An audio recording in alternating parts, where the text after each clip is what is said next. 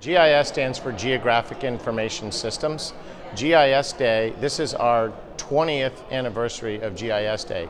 First GIS Day was in 1999, and one of the great things about the different things now compared to 1999 is the prevailing use of WebGIS technology.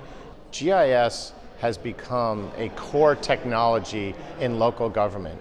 The 911 system could not operate without GIS. Assessments, asset management, all of these systems have GIS at its core. The new planning and land use system has GIS at its bedrock. Every site plan, every zoning case, all of those have a spatial location associated with them such that you can do better analysis and reporting and ultimately deliver better service.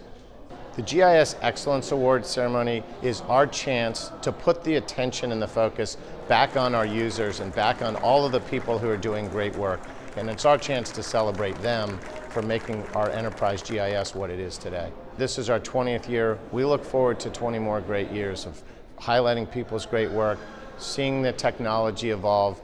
We love for residents to come out and see the great work that the people are doing, to engage with us, tell us how they're using the technology that we provide to them. Again, we look forward to doing this every year.